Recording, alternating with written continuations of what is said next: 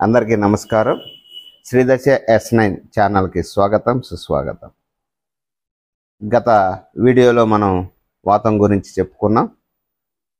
వాతం అంటే ఏంటి, అది ఎలా వస్తుంది, ఎందుకు వస్తుంది అనేది మనం తెలుసుకున్నాం. ఇప్పుడు పిత్తము గురించి తెలుసుకున్నాం. పిత్తం అంటే ఏమిటి? పిత్తము అంటే పంచభూతాలలో ఒక భూతం, అదే అగ్ని. ఈ అగ్ని ఈ శరీరంలో ఎంతవరకు సమస్థితిలో ఉంటే మన శరీరం కూడా సమస్థితిలో నడుస్తుంది. మనం తీసుకునే ఆహారం కూడా సమముగా జీర్ణమయ్యి రసంగా తయారయ్యి ధాతువులుగా మారుతుంది. ఈ అగ్ని సరిగా లేనప్పుడు కడుపులో అది మురిగిపోయి గ్యాస్ లాగా తయారవుతుంది. గ్యాస్ తయారైపోయి కొవ్వు కూడా తయారవుతుంది. కాబట్టి అగ్ని అనేది సమస్థితిలో మన ఉండాలి. ఈ అగ్ని ఎప్పటి నుంచి ఎప్పటి వరకు మన శరీరంలో ఉంటుంది, ఎప్పుడు ఆహారం తీసుకుంటే అది అరుగుదల అవుతుంది అనేది మనం తెలుసుకుందాం. ఒకటి ఆలోచించండి, మనము నిద్ర లేచిన తర్వాత సూర్యుడు ఉదయించినప్పుడు వేడి తత్వము పెరుగుతూ వస్తుంది. అలాగే సాయంత్రము అస్తమించేలోపు వేడి తత్వం అనేది తగ్గుతూ వస్తుంది.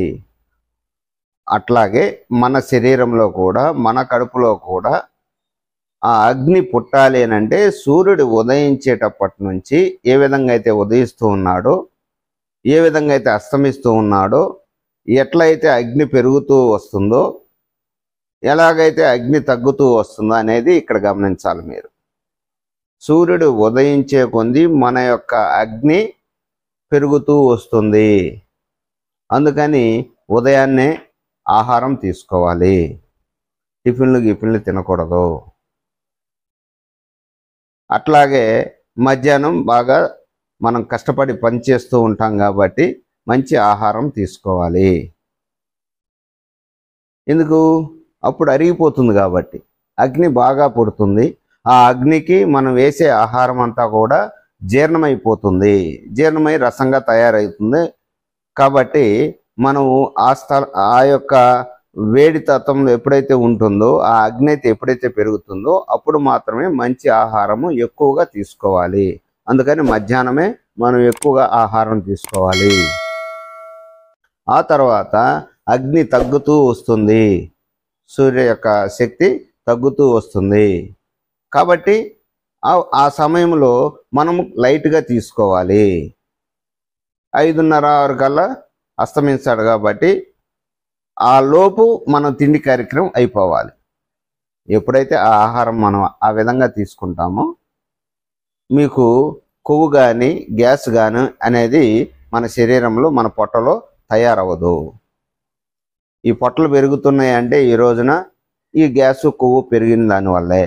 ఎందుకంటే అగ్ని తత్వం లేనప్పుడు మనం వేసే ఆహారం ఎప్పుడైతే వేస్తామో అది జీర్ణం అవ్వకుండా మురిగిపోయి గ్యాసు కొవ్వు తయారవుతుంది. అందువల్ల సూర్యుడు ఉదయించే ఉంది అస్తమించేలోపు మనం తిండి కార్యక్రమాలు ఆపేసుకోవాలి. ప్రతి ఒక్క వ్యక్తి ఈ విధంగా చేయాలి, ఆరోగ్యంగా ఉండాలి అని అనుకుంటే. కాబట్టి ప్రతి ఒక్కరూ కూడా ఇది గమనిస్తారని కోరుకుంటూ ఉన్నా. ఈ విధంగా సూర్యుడు ఉదయించే కొంది అస్తమించేలోపు తిండి కార్యక్రమాలు అయిపోవాలి. ఉదయాన్నే ఆహారం తీసుకోవాలి, అన్నం కానీ సద్దన్నం కానీ ఏదైనా తినొచ్చు. అలాగే మధ్యాహ్నం కూడా బలమైన ఆహారం ఇంకా తినొచ్చు. అస్తమించేలోపు మాత్రం తక్కువ క్వాంటిటీతో తక్కువగా తీసుకోవాలి.